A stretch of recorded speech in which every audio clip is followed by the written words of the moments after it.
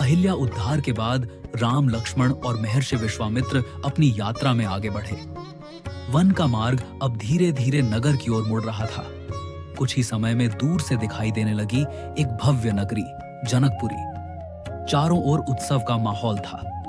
नगर सजा हुआ था, ढोल नगाड़ों की आवाज हवा में गूंज रही थी। राम ने आश्चर्य से पूछा, गुरुदेव, जनकपुरी में ऐसा उत्सव क्यों?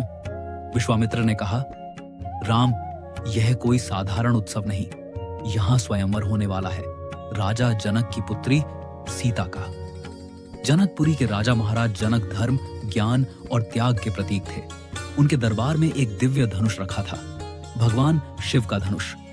यह धनुष अत्यंत भारी था। कहा जाता था, जो इसे उठाएगा ही नहीं बल्कि प्रत्यंचा चढ़ाएगा, वही सीता का वर बनेगा। दूर दूर से राजा, महाराजा और वीर योद्धा आए थे। एक एक करके सबने प्रयास किया, लेकिन कोई भी उस धनुष को हिला तक न सका। कई वीरों का अहंकार टूट गया। राजा जनक मौन थे, पर उनकी आंखों में चिंता साफ दिख रही थी। उन्होंने कहा, क्या धरती पर अब कोई ऐसा नहीं जो इस धनुष को उठा सके? यह शब्द राम के हृदय को छू गए। विश्वामित्र मुस्कुराए। उन्होंने राजा जनक से कहा, राजन, यदि आपकी अनुमति हो तो मैं अपने शिष्य राम को आज्ञा देना चाहता हूं। सभा में हलचल मच गई। सब सोचने लगे, यह तो एक साधारण वनवासी बालक है। राम शांत भाव से आगे बढ़े, न कोई गर्व न कोई भय। उन्होंने धनुष को श्रद्धा से प्रणाम किया और फिर जैसे ही राम ने धनुष उठाया, पूरा सभागार स्तब्ध रह गया। क्षण भर में राम ने प्रत्यंचा चढ़ाई और भयंकर ध्वनि के साथ धनुष टूट गया। धरती कांप उठी।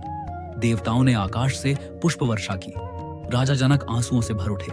उन्होंने कहा, आज मेरी पुत्री योग्य वर को प्राप्त हुई। सीता की आंखों में पहली बार राम के लिए श्रद्धा और प्रेम एक साथ जाग उठा। लेकिन यह तो केवल शुरुआत थी। अगर आपको यह कथा पसंद आई हो तो वीडियो को लाइक करें, क्विक स्टोरी जोन को सब्सक्राइब करें और एपिसोड 7 के लिए जुड़े रहें।